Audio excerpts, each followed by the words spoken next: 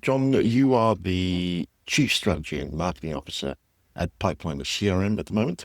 You're also a globally recognized thought leader in Yes. sales marketing, renowned speaker, business strategist.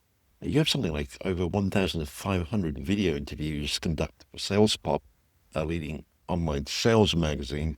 You've got your own podcast as well, best-selling author of a couple of books, Winning the Battle for Sales, Lessons on Closing Every Deal from the World's Greatest Military Victories, and Social Upheaval, How to Win at Social Selling.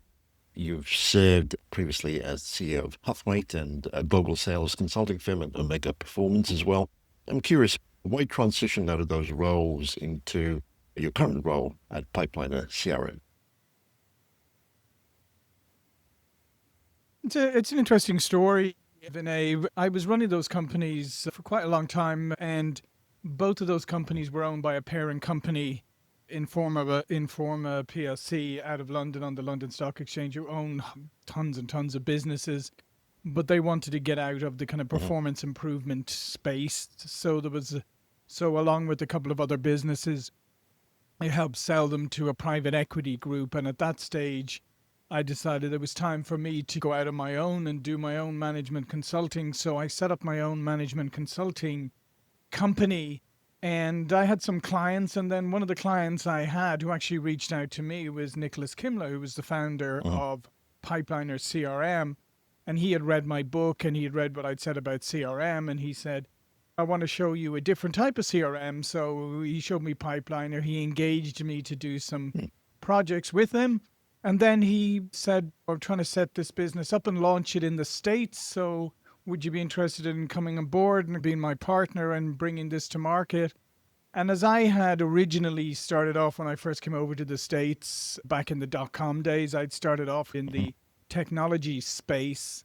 It was a chance to bring it all together, bring the sales experience, get back into being in the technology space, and it was an interesting challenge. So that's really the genesis of it. It was like most things, and certainly like most things in my career, Vinay, it's It seems like accident. quite the journey. I'm curious, given your journey to date, what would you say is your personal area of strength? I think my personal area of strength, to be perfectly honest, is very much on the strategy side. And that is, I think, where I bring a lot of value is an ability to see things to Hmm. see things simply. And I think that is a talent that I'm being blessed to have, is where I see things in a very straightforward, in a very simple manner. And I see this most straightforward path to something. Now, simple doesn't equate to easy, as we know, but I have found that generally speaking, most people tend to err on the complicated side. We're very Hmm. good as humans at complicating things. We get caught up in exceptions, but what ifs, and what if this happens and that happens. And we create unwieldy strategies, or we take a long time to implement anything because we're so hung up on all the exceptions. Or like the 80% rule, like if it's 80% good enough, it's good enough. A lot of people just Hmm. fixate on that last 20%. And so, what I think I've brought to the table is the ability to see clearly a path to where we need to get to, and the simplest and most straightforward way of getting that, and also being able to articulate things, I think, in a simple manner. So that's why I think strategy has been a Hmm. great place for me, because, like I said, it's very easy to come up with complicated strategies. It's a lot harder to come up with simple, straightforward strategies where you can align everybody around. And one of the things I did at Huthwaite and Omega that people who've worked there have spoken about ever since is I tried every year to get the strategy and our Hmm. goals and everything onto one page. And so on one page, and then back in the day, because it was a while back now, laminate it and send and give everybody Hmm. in the organization a copy of it and have them put it in their workspace and basically say to them, if you can't on a daily basis relate what you are doing today to what's on that one pager in front of you, then you need to go to your manager and say, why am I doing this? And it became a great like North Star for people to be able to go, oh, because I don't know what everybody's doing, but it's down to the minutia. But it's great when people are going, I'm doing this and I've always been doing this, but I can't really see how it's Mm. contributing to what's on that one pager. So they go to their manager and then they discover, yeah, we're doing something that we don't need to be doing anymore, or we could be doing it differently, or we could be making a bigger impact. So that's why I would say my greatest strength is in Vinay is Is there simplification. anything else you feel businesses don't know that area of strength, but should know in that area of Businesses that strength don't. around strategy and keeping strategy simple? Yeah. I think it's that people are so Hmm. fast to get into tactics, right?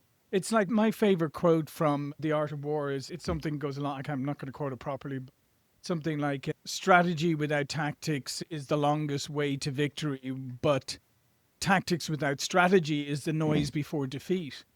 And therefore you have to have both. But I feel that too many times people Hmm. gloss over the strategy piece and go immediately to tactics. And that's where I'm saying that's where then it all gets very complicated. Rather than spending the bulk of your time on the strategy part and really simplifying and getting it down to what are the most critical pieces. It's like if you go through a say a messaging or a process with the Hmm. top marketing consultant, right?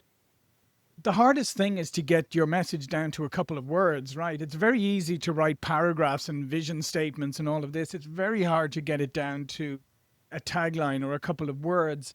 And that's why the simplification process, and that's what I'm saying, it's not easy. And I feel because it is difficult, people skip over and then head immediately to the comfort zone of tactics. And that's where I think companies get it wrong. They spend too little time on the strategy side and too much, and they go far too quickly into the tactics and execution. And then I would say the last piece, Vinay, is like I said with the one pager, is I think sometimes companies, they don't spend the time on connecting the outcomes to the strategy, like saying, here is our strategy and here are the outcomes that we are looking for, whether it's revenue outcomes, whether it's whatever those KPIs may be for your business, Hmm. but attaching them directly so that everybody can see them. And then I think things become very easy Hmm. for the whole organization to align. Brilliant points there. Thank you for that. Just going back to this idea of CRMs, when we were talking previously, Yeah. you mentioned that traditional CRMs were really built for command and control, while Pipeline flipped this Mhm. approach to focus on salespeople first. I wonder if you could elaborate on that paradigm shift and how it changes things in terms of being able to scale revenue growth for B2B companies. Yeah, absolutely. Yeah. Most of our experience with CRMs, like back, and I've had experience with CRM from way back. As I mentioned, I first came to Silicon Valley in the mid 90s. And I experienced different CRM systems like Siebel, and then obviously Salesforce came on the scene and they revolutionized things by being in the cloud. But what all these CRMs had in common was they were built from a command and control perspective. They were built with in mind what do we need as a sales leaders or as executives in the organization? What data do we need in order to be able to make our decisions and run our reports and have our visibility? So they built them from that point of view. Here's what I need. And then they went to here's where it needs to come from. And left out of the equation was the salesperson. And they made this kind of assumption that they build a system and then they just tell the salespeople, here's what you need to put into the system. They will just go ahead and do that, and then you'll get your data and everything will be good. But the problem is there was no the old what's in it for me. There was no what's in it for me Mm. for a salesperson because now on their job they were now burdened with data entry. And I think I told you last time, if I had $1 for every time a salesperson said to me back in the day when I would say, could you please put your data into the CRM? And they would say, do you want me to work on data entry or do you want me to sell? And of course, I'd say, I want you to do both. And they'd say, well, I'm going to spend all this time because the Mm. systems were unwieldy. They were hard to put data into. It was hard for the salesperson to think, okay, I've just finished a meeting. Now I got to go into whether it's Salesforce, another system, and I got to type in all this data. And so basically, And I use that analogy in my book. It became like when in Winning the Battle for Sales, I likened it to David and Goliath. When I found that the original real story was that David was offered the latest, greatest armor and weapons, and the king gave it to me, put him on, and it weighed him down. He couldn't move. So he said, forget all that stuff. My slingshot's fine here. And we know the outcome of that. And I always felt that's like how salespeople felt about CRM. Oh, we've got a new CRM system. This is going to revolutionize your work. And they were like, no, it's going to bog me down and weigh me down. So fast forward, when we started Pipeliner, and particularly when Nicholas Kimla, the founder, started Pipeliner, he came at it from a salesperson point of view to say, how can you create a system that brings value to the salesperson? Because it's a pretty simple equation, because if it brings value to the salesperson, then the salesperson is more likely to put their information into the system because it's giving them value. And as a byproduct, then the management is going to get the data that they want, because now they're actually entering the accurate data into the system. So he said then, okay, what do salespeople like? They're visual people. So they want something that's visual. They want something that's easy to use. They want something that's intuitive, and they want something that gives them some value back. So we built the system, number one, to be the most visual, so that everything, and we try to visualize everything in the system. But we don't like to restrict. Here's the other thing too, like people like to look at information in different ways. Maybe you love everything laid out in list form. Maybe that's what you love. You can look at it in list form. Maybe you like to see it as in a graphical map. Geographically, you can look at it that way, a bubble chart, a pipeline. So we basically said, let's make it as visual as possible. And then let's make it as easy as possible to use. So we created a framework where you learn once, use multiple times, so there's not a massive learning overhead. And as time has gone on, we have made it so you can automate like lead forms, and all of the data comes in, and lead distribution. And now we have AI tools in there that can do a lot of things for you. We brought in automation so that we could automate as many rote and routine tasks as possible. So basically taking as much of the administrative burden off of salespeople and back onto, here's the value you're getting from the system. It's bubbling up insights. It's focusing you on the opportunities with the greatest return. It's alerting you, here's an opportunity that's turning a little unhealthy. You might want to pay attention to this. Here with one click, you can schedule like your follow-ups, all of that. Just making it easy and friendly, and making it a resource that people go to every day because it's helping them with their work. And as I said, as a result, then management are getting the adoption they want. They're getting the information they want, so they can run the reports, so they can see the insights. And you can actually get to that holy grail of actually being able to coach your salespeople based on what in the system, where you can see where they do well, maybe where they need some help, maybe where some roadblocks are. So I think it's not putting the whole paradigm or turning it on its head was revolutionary. And we've seen a lot of people try to imitate that since. And with the realization of the fact is that it's not that salespeople hate technology. They clearly don't. They just don't. They're just very particular with the use of their time, because obviously time's the one thing you can't create more of. So therefore, if the system is not giving you value, you're not going to be using it. So that was our breakthrough. And then just another thing we did actually also to switch the paradigm is we made the back end, the administration part of it, just as visual and easy to use as the front end. Because let's face it, with the other CRM systems, you are either paying somebody a lot of money to go get certifications from Salesforce or for somebody else. Maybe you need somebody who's got some technical skills because they need to be able to customize things. We said, oh no, that's the wrong way to approach it. We want people in the business to be administrating it, right? Because in the past, like when I used other systems, I would have to have a certified administrator, and then I would have to go to them and say, I need this customized report. Can you do this for me? And they would go off and come back a week later. And I would go, no, that's not what I was looking for. Sorry, here's a few other things, go off. And before you knew, 2 weeks passed, and I might finally get the report, and then then it's outdated or whatever. And not to mention, it was costly, because what happens is You have your admin, maybe you have two admins because you need some redundancy, or you have a large organization, maybe you have three or four, and they constantly have to go and come to you and say, oh, there's a new certification. And you go, okay, how much is this going to cost me? Off they go. They get their new certification. They come back and they say, now I need a pay rise because now I'm a higher level. So it Oh, becomes a massive cost that people actually don't often calculate into their ROI on a system. So we said, no, let's make the back end administration as simple as possible, drag and drop, visual. That way, somebody oh. working in the business, right? The person in the business, so the sales leader or the sales operation, or somebody like that can actually administer the system as opposed to having some technical resource who actually knows nothing about So sales with doing. salespeople taking to the pipeline of CRM more easily than perhaps more traditional systems, are you also seeing an impact on revenue growth as a result of that?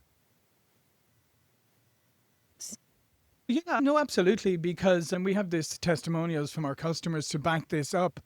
Because the thing, once you have people using the system and once you have the company Mm, has defined their sales process, is you start to get more predictable revenue because you start to see that people are mhm, opportunities are in the right stages of the sales process. Therefore, you can extrapolate from there. There's a consistency, there's a shared language, there's a shared understanding, there's greater level of visibility. Because here's the other thing we did also, Vinay, just to revolutionize things. We also said, why do most systems give the manager all of these tools and then give the mhm, user a small subset of those tools? Why? So we said, no, let's give salespeople are what we call the mhm, entrepreneurs in their business, right? We call them salespreneurs. They're pretty much the only people in most organizations who either have all of their earnings are commissioned or some of their earnings are variable. So they have to be creative and run their own book of business. So we said, no, give them all the tools. To give them the same tools as the managers have. mhm. Yeah, they can't see all of the data that the manager can see, but they can use all those tools to run their own book of business. And this is another kind of concept that has really helped salespeople because we've said, here is a tool to run your book of business. Not here's a place just to put some customer data into, but it's really a tool to run your book of business. So when you have that, and when you have people leveraging the tool properly, when you have a well defined sales process, when you have salespeople who are able to engage with prospects and customers in a Mhm. much more informed way, then you start to see the revenue become more predictable, and also you're allowing sales leaders to be able to intervene at the right places because the system is helping you, saying, uh-oh, this opportunity has turned unhealthy. Let's go quickly. Let's figure out what's going on there. This one coming in, this is a hot opportunity. It's got all the right attributes. Let's jump on this. So those are some of the ways that the customers have reported back to us that there's real revenue impact. But I would say it's the predictability is the key because you get more of a uniformity of use and a more of a uniformity of approach to qualifying and things. In your experience, what would you say are the most overlooked human elements in the B2B sales processes that, when properly addressed, really create disproportionate impacts on revenue growth?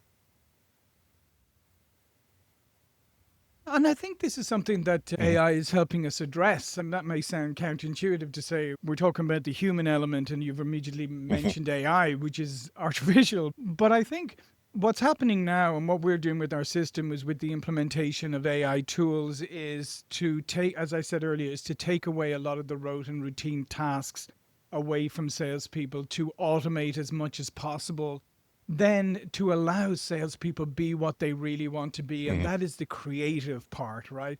The part where they can really come up with creative solutions, deepen relationships with customers, because we know the longer you can retain a customer, it's a lot. The lifetime customer value is a hugely important metric. So I believe that with the system the way it is now, that is the key element, is that we need to get salespeople away from being data entry or from feeling like they are restricted. We need to get them back to the creative element. And that doesn't mean you throw out process. It's far from it. You actually process is your friend. So the more processes you define that you can automate and that you can take off of the plate of salespeople, the more then you allow them to be creative. And I think that's where we need to get back to looking at salespeople as these higher level creative, as I said to you Mhm. already, the salespreneurs, the entrepreneurs in your organizations, the ones who can engage and uncover new,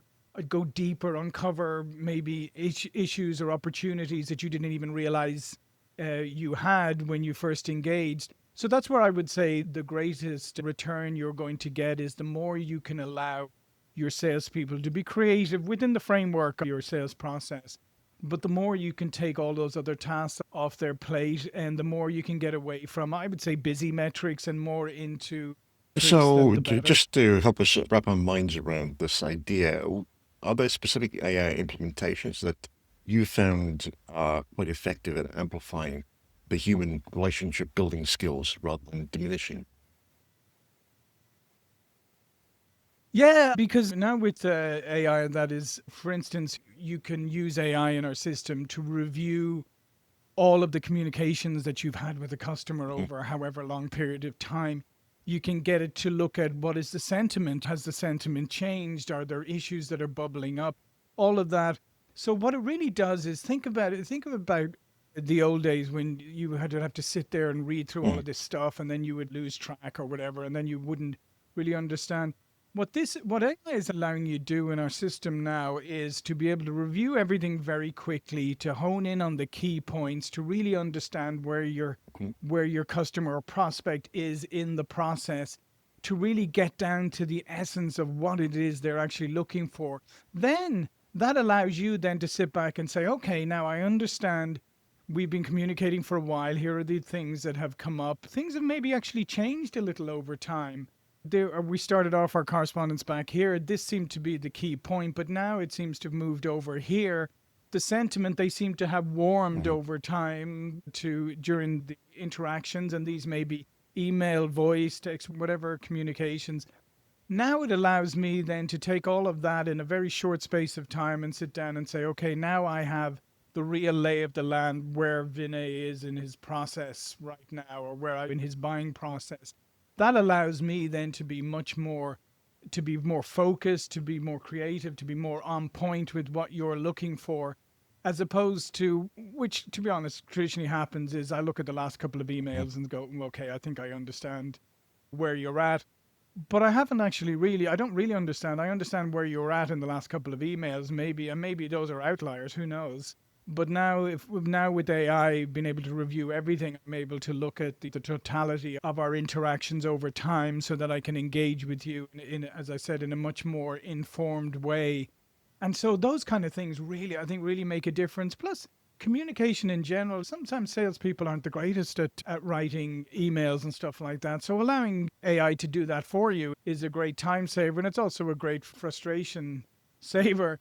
And not to mention, AI tends to spell things correctly and get the grammar right, whereas not all of us Yeah. are the greatest speller in the world. And I believe that those kind of things matter. I'm a little old school like that, but I think that matters.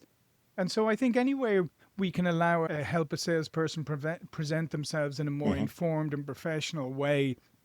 I think that's the key to it.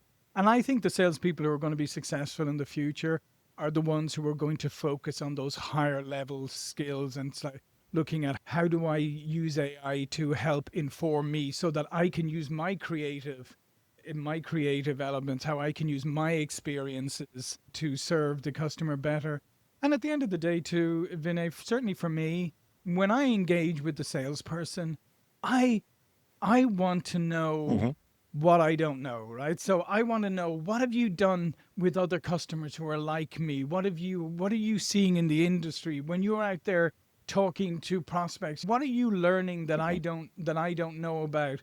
So it's even beyond your product and service. It's what additional information and insights can you bring to me so I go, yeah, Vinay really understands this industry. Really understands it. Oh, that's interesting. You did this creative thing with somebody else in our industry. That's something I never thought of. So I want to be surprised and informed. And again, with the system and with AI, you can look at like customers. You can look at things that you've done before, and again, get extract that information very quickly, so you can informed discussions with So the if I customer. understand this correctly, your suggestion in the use of AI, be it a pipeline or otherwise, would really be to view it as at least for salespeople, view it as a personal assistant that kind of gives you the cliff notes of the Yeah. overview of how particular relationships developed in order to best respond with the latest bit of hmm communication. But also, if I understand this correctly, maybe a level of business intelligence, at least with their own book of business. Would that be correct? Yeah, no, 100%, absolutely. Like I said, it to be able to alert you, because the last thing we want is with sales, the Hmm. last thing you want is to drop the ball on something, or to discover if you had called this person 2 days ago, this opportunity, but you didn't because, you were caught up in this other thing. So anytime it can bubble things up, like here's something that needs attention, things aren't working, here's an alert here. Anything that can help Hmm. you firefight when necessary as well, or I don't firefight's probably the wrong term, but allow you to turn your attention Hmm. to the area of most need at a particular time. That can save you a lot. Because let's face it, there's nothing more frustrating than if you called somebody a few days too late and they said, "Oh, it's a pity. If you'd have contacted me a few days ago, we could have done something about this. But meanwhile, we've moved on," or whatever. So yeah, I think that level of business intelligence, or keeping you alert to things, I think that's so critically important. And like I said, being able to understand the totality of the relationship and what's happened with other like customers, I think that makes for a much more intelligent and If I'm, again, not mistaken, you alluded to the fact that with AI being an enabler to salespeople, it frees salespeople up to invest in their own brand and what commonly be termed as soft skills in a lot of Mhm. circles. How should salespeople be thinking about building their own personal brand while being part of a particular company? Yeah, no, I think that's an excellent question, Vinay. And just going back to what you said Hmm. about, yeah, we call them soft skills. I think that's the worst name that anyone ever came up with, because as most organizations, if you said, if a CEO was going through cost cutting and he saw like Hmm. something, what's that? Those are soft skills. Okay, Yeah. get rid of those. And I think unfortunately the name is a poor one. But I think it's incredibly important to invest in yourself. And I think that, and as I said, I think the salespeople are going to succeed going forward in the future are those who are going to take ownership of their own Hmm. professional development. And one of the things that we're doing actually as part of Pipeliner is, as you said, we have Sales Pop, which is an online sales magazine, and we have Hmm. over 1,600 now interviews with experts from across the globe. We're actually integrating that, and we're going to have that through the use of an agent integrated into Pipeliner, where you can say if you're about to enter into the negotiation phase of a process, you could ask the agent, say, "Oh, can you give me some pointers on how to Hmm. negotiate effectively?" And then it would pull from the experts in sales pop and give you some information on how to negotiate better, as well as not just having the tools, but Hmm. also the theory and the ideas and how to be more effective. But I absolutely do think that salespeople need to work on their own brand. And I think the best place to start is Hmm. with curiosity, right? The best salespeople are the ones who have insatiable curiosity, who really are curious about your business, about the business of business, about what's going on. And and I think the more space we allow them to be able to develop that, the better. And yeah, I think organizations should absolutely 100% invest in the professional development of their salespeople. But if you're in an organization that doesn't, Hmm. don't wait around for it. I, Nobody cares about Hmm. you as much as you do. And that's always going to be the truth. And as I said, we're building all of our content into the system to help you with that professional development, to help you with those skills. But also, there's plenty of other resources out there, both paid and free resources. And I always advise people, Vinay, is I guarantee you, most Hmm. people out there have a hobby, right? Mine's martial arts. And I guarantee you invest a certain amount of money in your hobby. You probably get, if you're into golf, you probably get a golf coach or whatever. how much money have you invested in the thing that puts bread on your table? So how much money have you invested in your own professional development? Ask yourself that question. And then ask yourself at the end of the day, is improving your golf swing or improving how you operate as a salesperson, which one is likely to bring you the greater return in the long run? You make a great point there. Is there, I think you've conducted something like over 1,500 interviews. So I'm curious, the 1,600, I'm curious, what patterns have you identified in how top performers build trust differently than others? And Yeah, absolutely. And I think one of the first key things, Vinay, right, is consistency. The top performers are consistent, and that's in a number of different ways. Number one, they're consistent in how they execute the sales process, right? And I'll come back to, I often say this, comparing it to martial arts, right? I've been doing martial arts for many years. And sometimes when I go to a session, like my master, he will say, we're going to do basic footwork today. And you're going, basic footwork. Oh, come here, we've done that 10,000 times before. But here's the thing, every time you do it, I guarantee you find something that you're not quite doing. You've modified it a little bit, or you've been a little bit lazy on this or whatever. And I liken that to when people get into sales ruts or when you're not performing as well as possible, the first thing you should do is go back and look at what was I doing when I was successful? And you'll often find that as we get more experience, and this is for experienced salespeople, not for rookie ones, even, it's as we become better and more experienced at things, we start to take shortcuts. We start to go, doesn't matter. I don't need to do that. I don't need to do this. The top performing salespeople are absolutely focused on doing all the fundamental pieces. So they will set aside the preparation time for a call. That's something that people start to go, I can wing it. I've done this before. Oh yeah, I know this is easy. I don't need to prep for this call. They will say, no, I need to prep properly for every call. So it's consistency. Then they will be consistent in their outreach. They'll be consistent in follow-up. So if they say to you, I will come back to you on Tuesday with X, they come back to you on Tuesday with X. They don't come back on Wednesday or Thursday. So it's that complete dedication to following process. And all the research, by the way, backs this up, is that the highest performing sales organizations are the ones that have properly defined sales processes with defined steps within those processes that are enforced and rigidly adhered to by the salespeople. And you'll find any real top salesperson who's had a longevity, they will tell you it's all about consistency and following process.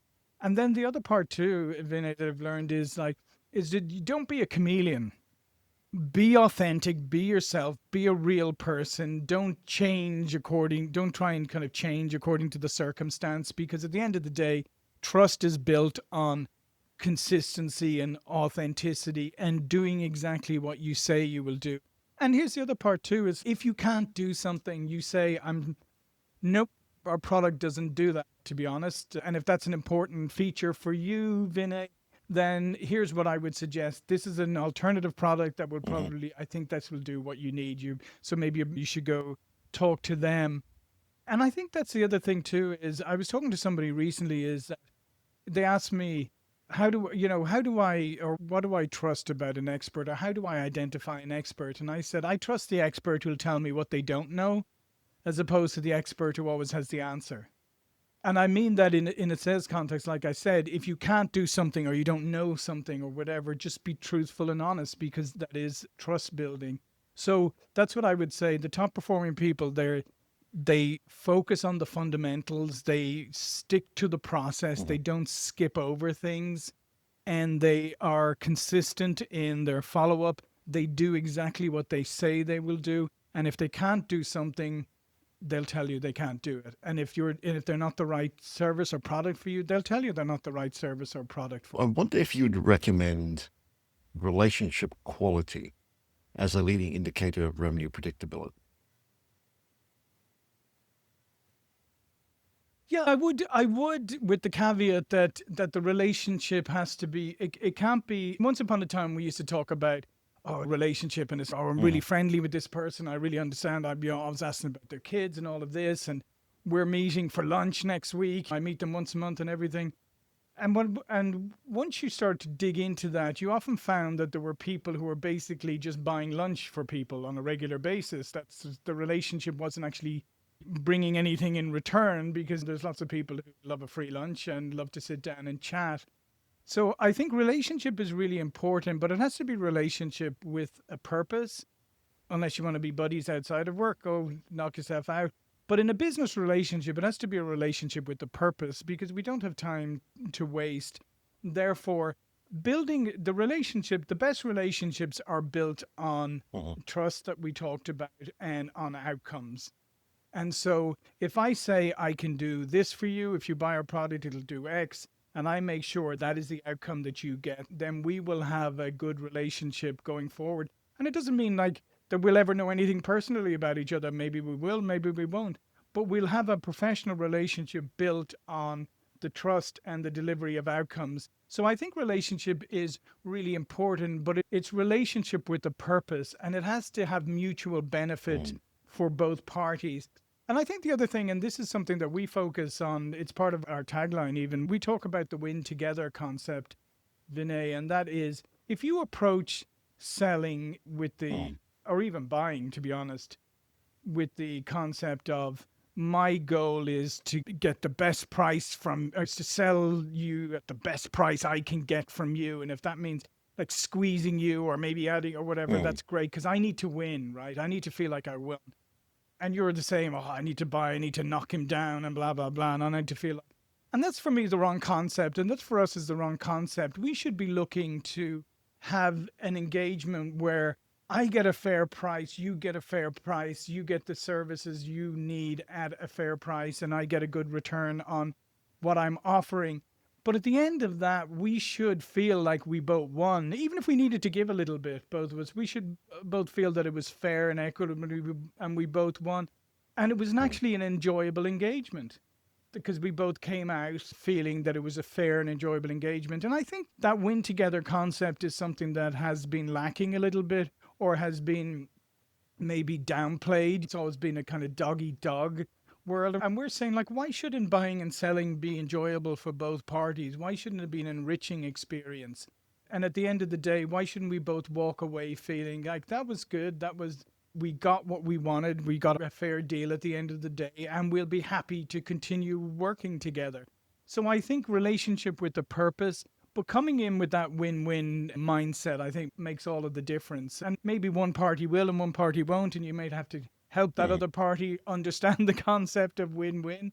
But I think if we had more of that in the world, because we do believe that salespeople have a huge role in society in general, because if you think about it, when people trade, like when countries trade in a fair manner, I know there's a lot of talk about trade wars and tariffs and all that right now, but when countries trade in a fair way and they feel like they're both getting a good deal and commerce is flowing, it's unlikely Mm. that those two countries are going to be at war.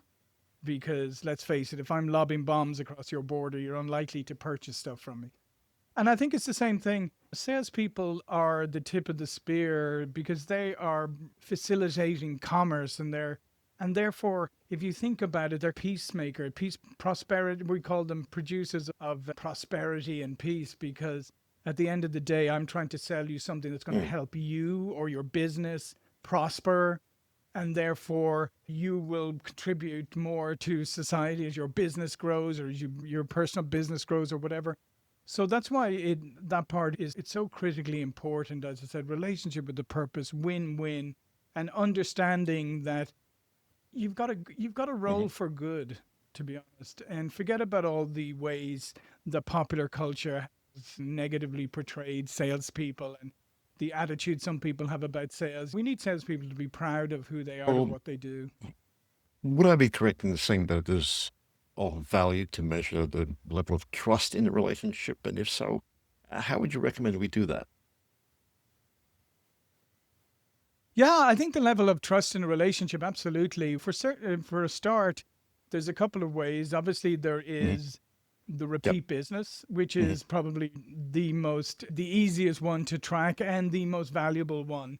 So if you can retain if you can retain a customer. And the thing is, if you can retain that customer even when your initial contact leaves, if that other person Mhm. is hands over the relationship properly and says you need to continue and you build a second relationship or expanded relationships, absolutely, absolutely that.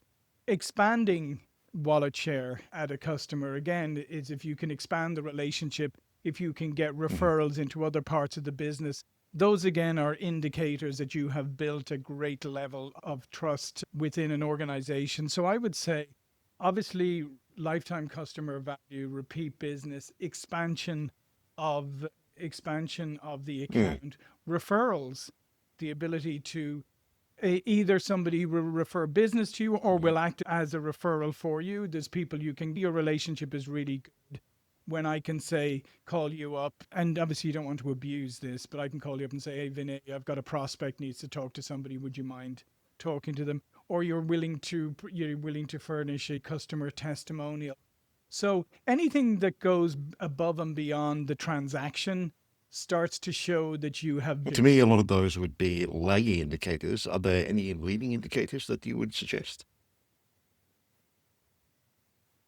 Yeah, I think leading indicators, absolutely, I think are ones where you are engagement by the Hmm. customer, I think is a great leading indicator too, because that's one of the things that oftentimes you'll find the problem people have is you get the initial excitement around the sale, right? Everybody's excited. And then things wane a little bit. You go back into your organization, you get distracted on other things. I think the ability to keep a customer engaged to during the implementation process, to be able to set early milestones for the relationship and to make sure that you have that ongoing engagement and you're continually meeting those milestones and both sides are agreed on that. I think Mm. those are good leading indicators because if you can get them engaged in the implementation, if you can continue that communication, if you can set milestones, KPIs, if you can set a communication cadence. So say maybe we're going to do a monthly check-in, maybe we're going to do quarterly business reviews, whatever.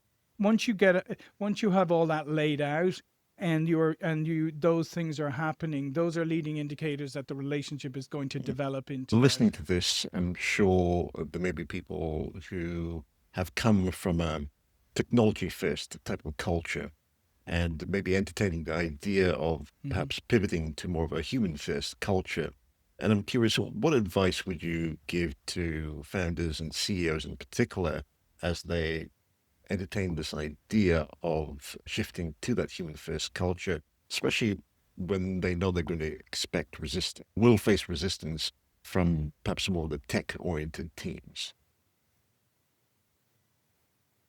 Yeah, and I think that this is a really interesting one because I think that there's a weird thing that happens to us sometimes when we Hmm. cross the threshold of our business or virtually, maybe if you work remotely or from home. And that's we forget what it's like to Hmm. be consumers ourselves, right? And so a lot of businesses we've seen certainly in the last 10, 20 years use technology to try and put the customer at an arm's length from the humans within the organization. So phone trees were a great example of that and still are. Who likes a phone tree? Press it. Oh no, now you got to go over here. And the same thing is with technology, using just online forms or maybe all Hmm. those rudimentary chatbots that just gave you rote answers or whatever that didn't really help you. So I would say that you don't have to abandon technology. Far from it. You need to embrace technology, but you to make sure that the customer experience is the best it can be. But at the end of the day, you also have to recognize that it was happening before the pandemic, and the pandemic accelerated this, is that people wanted greater human connection and they wanted to be engaged with humans and they wanted to feel, and all the research will tell you, the latest surveys, people want Hmm. to be seen, heard, and understood, right? So think of it from a customer or consumer point of view. If you, number one, can't, you have an issue and it doesn't matter how great their technology is, it's not solving it for you, and you Hmm. can't get to somebody, you can't get to speak to somebody or engage with another human being, you're not feeling seen, that's for sure, and you're not feeling heard, and you're definitely not feeling understood. And we just feel, and that's why we ourselves, with our own customer service, we take a human first approach. We're a technology company, but we take a human first approach. because we know what it's like as humans and as consumers when you engage with an organization. So I would say to people is, number one, it sounds obvious, but put yourself in the shoes of the consumer and maybe ask yourself, what is it like to engage with us as an organization? And maybe do a little bit of put yourself outside the organization and interact with the organization as a consumer and see what that experience is like. I had a wonderful experience, Mm. Vinay, when I first took over Huthwaite, because I said, "Oh, arrange meetings for me with 10 or 15 of our top customers, and I'll go and I will go and visit them." And so I went to introduce myself, and what they told me was fascinating. They said, "We love your products. We love what you do when you come into our organization, all of that." They said, "But you're really hard to do business with." And I was like, "What? Wow." And so when I went back, I discovered exactly this when I started to look at how do customers do business with, how do you engage with it? And then I was like, Mm. this is a nightmare for the customer. It's great for us. It's great for us. And we've lost sight of the customers. So we had to redo all of that. And that's why I would say to them is look at what the experience is like, and then look at how can technology help you to solve as many issues as you can to make it easy for Mhm. the customer to resolve their issues or to engage with you. And then add in the human part and say, okay, how do I put a human face on this? How do I allow somebody to get to a human if they need to? How do I, if that's what they prefer? How do I allow my people to express their personalities and their humanity rather than being just an email or whatever? And I think once you start to take look at that approach and say, it's not that I need 5,000 people on the phone every day. It's that I need the people to be available when they're needed, and I can use technology to deal with the rest. But if I'm just going to take a technology centric approach, then I'm going to rob people of that opportunity of being seen, heard, and understood, and that opportunity of becoming a raving fan and making a personal connection with you as a business. So again, Vinay, I would say it comes back to take a step outside and look at what are the processes that a customer or a prospect or anybody who engages with your organization, or if you're a customer and you purchase something and you have a problem, what's that experience like when you try and get it resolved? And then truthfully ask yourself, would I like that? Would this make me feel good? Would this make me say this is a fantastic company? Or would it? And here's the beauty, to be honest, Vinay, here's the beauty. I'll let everybody into a little secret. If you even do a little bit of this, you'll stand out from the crowd because so many people have gone in the opposite direction of Mhm. making it a frustrating experience. That if you work on even improving the experience by 10, 15, 20%, add some human element back into it, I guarantee you'll love it. So I'm just trying to bring this down to perhaps more of a practical look, and I'm thinking Mhm. what would be the best ways to measure the transformation that comes about, or what sort of metrics should we be looking at? Off the top of my head, I'd be looking at things like customer satisfaction or NPS more traditionally, etc. But in terms of more of a leading indicator, apart from some of the comments that or the feedback that we're getting from perhaps more of the questions being asked, like you did when you first were at Huthwaite, is there anything else that you would suggest as perhaps leading indicators that we should put our focus towards as we make that transition? Yeah, I think one of the things that we certainly have seen, because we have done this for a long time now, is that issues get Okay. quicker, as in terms of Yeah. you'll immediately see a reduction in, rather than you'll often see in some companies, you'll see this customer like there were five, Right. 6, 7, 10 engagements before the thing was resolved. We're resolving them in either the first one or the second one. So Mhm. you can immediately see the impact in the reduction. And that's the big thing. We have actually reduced our customer service issues like hugely, like to where they're ridiculously small for a technology or a SaaS organization. But what it's allowed us to do, Vinay, here's the beauty of it is we don't treat say a support call as Mhm. a ticket to close, right? We don't say we just need to get this closed and move on, even though we do get them resolved very quickly. We say we see this as an opportunity to engage with the customer, to learn from them, and maybe to help them, give them advice and introduce them to other things. So we use it as as an opportunity to teach, as an opportunity to advise, as an opportunity to provide additional value to that customer. So we welcome when somebody engages with us, as opposed to looking. Most organizations say, oh, we don't want them engaging. We need to just close this ticket closed, moved on. We're like, no, ticket may be closed, but there may be other things we can do to help that customer. And here's a fantastic, because oftentimes it's hard to, when you reach out to customers, sometimes they're very busy. It's hard to get their attention. So when they actually engage with you, you have a fantastic opportunity. But if you just look at it as, I just need to get this resolved and get them off the phone or get them off like the whatever system you're using, you're missing that wonderful opportunity to where I can solve their problem, but I can also talk to them about what's going on in their business. I can talk to them about maybe, hey, I see there's a feature that you're not using. Is there any reason why you're not using it? Here's some of the things that it could do for you. How's the reporting going? Are there different types of reports? Are you getting everything?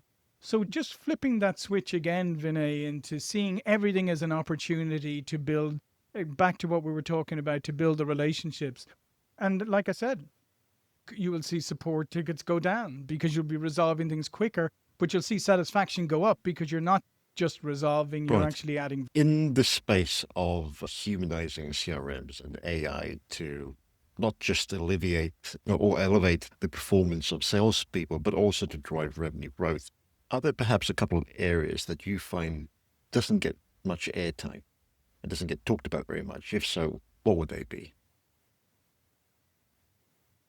Yeah, I would say Vinay is coaching, and I don't think people understand how a CRM, how a system could help you with coaching. One of the things that's unique to our system is that we have something called the archive. It's where every deal you lose, right? One reason everybody loses deals, one reason or another. It's in a replica of the pipeline, so it remains in a kind of ghost pipeline exactly where you lost it. Okay. So as a sales leader, I can then go in and I can look at your pipeline and I can look at your archive pipeline. Now I can see, okay, I see Vinay's great in stage 1 and 2, but stage 3 is where we see a lot of drop off here. So what can I do here? Let's have a look into it. Are there things I can do to help Vinay? Or I can look at it as a team or as a whole company and say, okay, we seem to be great here, but not so great there. And I think that idea of coaching, because that's one of the things that sales leaders like tend to push to the side, is the coaching element, because you get so busy in other things. But actually you have a system that can give you insights into how you're, not just in how they're performing as imposed against their revenue or whatever, but how they're actually performing throughout the buying or selling process, and being able to coach people either individually or teams or collectively on the things that need some improvement, or even better on, here's another thing. And I think this is what a lot of sales organizations need to look at now that they haven't really looked at that closely, is we're always obsessed with trying to fix people, right? So say I look at you and I go, wow, you're fantastic. You seem to open a lot of doors and you get stuff into the pipeline. But then later on things stall. So what I should do is I should focus all my time on what happens later in the process. Like, why aren't you good at getting things over the line? Meanwhile, I look at somebody else over here and I go, they're not seems to be so great at getting stuff into their pipeline, but once they get it in, they're fantastic closers. So I need to focus on their pipeline building skills, instead of me going, why don't I've got a great teaming opportunity here. Vinay opens the doors, fills the pipeline, and the other person over here takes them and closes them. And now both of you are winning. The organization is winning, right? So the idea of playing to people's strengths and teaming, I think, is something that a lot of organizations overlook. And I think that's where there's massive wins and very quick wins that people can have if they start to focus on strengths instead of weaknesses. And again, your CRM will be able to, certainly our CRM anyway, will be able to quickly identify where those strengths and weaknesses are. And like I said, instead of spending and investing so much time on trying to fix weaknesses, because the thing about, if you're weak at something, chances are you don't really like doing that. You're never going to be that good at it. And therefore, however much time I invest with you, maybe I could get 1 or 2% improvement, but something you're good at. If I focus on that, maybe I can even get that 5 or Mm. 10%, 20% better because you like it and you want to be the best you can be at it. So I think that idea of team is really, really Definitely, I'd important. agree with you on that one. Just one final question before we wrap up. Actually, two. Any advice for people who, I'm sure all of us experience this to some extent, for clients or potential clients who ghost you? What would be your recommendation in that sort of circumstances? I'll tell you, if I had the answer to that, Vinay, I think I'd be a very, I could quit my day job. I think when it's an issue. And I think unfortunately it's an issue. I think it's a Yep. cultural issue too nowadays, is that people don't feel the need to be polite or to Hmm. be respectful or to reply. And it's much easier just to go quiet. I think in those situations, sometimes the best you can do is maybe you have somebody else reach out to them. Hmm. Maybe have your manager reach out on behalf. Maybe try a different Right. channel. If they've gone quiet, maybe reach out to them on LinkedIn. Say, oh, we're having a great conversation. I thought we were making progress. I understand things happen, blah, blah, blah. But there's nothing I can tell you that I think most people Right. don't know already. The only thing I would say is once somebody goes, you maybe give it a little time and then maybe reach out again. But this time say, I was just thinking about you, Vinay, and here's a white paper on something that we were talking about that's of interest. I just thought I'd send it your way. And do your kind of post ghost and your post ghost follow up in a more Hmm. subtle, value creating way, non threatening way. Because if somebody's ghosted you, I think, and it just pops up, said, "Oh, hi, Hmm. it's been a while. We were talking, and then blah blah blah." People's natural instinct is go, "Oops, I just got called on something, so I'm going to ghost you even more." But if I got something in a few weeks that didn't really, very non-threatening, very just, "Oh, by the way, I was thinking about Hmm. you." Now, who doesn't like to be thought about? Most people react positively to that. If you say, "Oh, I was thinking about you," and you mentioned something, and here's an asset or here's a link to something, Hmm. and you're not asking for anything, right? It's just nice and it's elegant, and it communicates that you were like thinking about the person. You weren't Yeah. thinking about the deal that went by. You were just thinking about something helpful to the person. So that's what I would say. I would say once you've done all your follow ups and you've tried all those things, you've tried your manager, you've tried all the other outreach, after a little while, try doing something a little bit out of the blue with something valuable and just say, I was just thinking of you. Here's something that I thought might help you or be of interest. Hmm. And don't ask, don't put an ask in it. Just do that. And then if they respond to that, great. If they don't respond to that, then you can do a little while later and say, oh, just wondering if that resource I sent you was useful. And did you get any use out of it? And if they continue to, and sometimes you just got to give up the ghost if you like. Definitely. No, this has been great. We've covered a fair bit of ground here, John. Maybe to wrap things up, if you were listening to this episode, what would you say would be your top takeaway? Well, I think the top takeaway would Hmm. be consistency and pay attention to the fundamentals because regardless, and you don't even have to be in sales or whatever job you're in, is be consistent, be authentic, be consistent, and pay Hmm. attention to the fundamentals. And like I said, the more experience we get and the more mature we get, the greater chances are that we're skipping things Hmm. because we just don't think we need to do them anymore. And those are the things that always undo you. And I'll just finish with somebody told me that the great basketball player who died, Kobe Bryant, he was the first one in the train. He Hmm. used to come in at 5 o'clock in the morning or something at the Lakers to training. And people assumed like he would be like practicing all these trick shots and all this fancy stuff. He was actually practicing the same Hmm. drills he did in high school, the basic drills, because he knew in order to be the best and to do all that fancy stuff, he needed to have a better foundation than anybody else. So I would say Hmm. always Brilliant. revisit your And if fundamentals. people are listening or watching, curious, want to find out more or connect with you, where would you recommend they head to? Yeah, you can find me on LinkedIn, John Golden, on LinkedIn, pipelinersales.com, Okay. and the We'll Sales Pop include links YouTube in the channel. show notes. John, thank you for doing this. It's been brilliant. Yeah, thank you.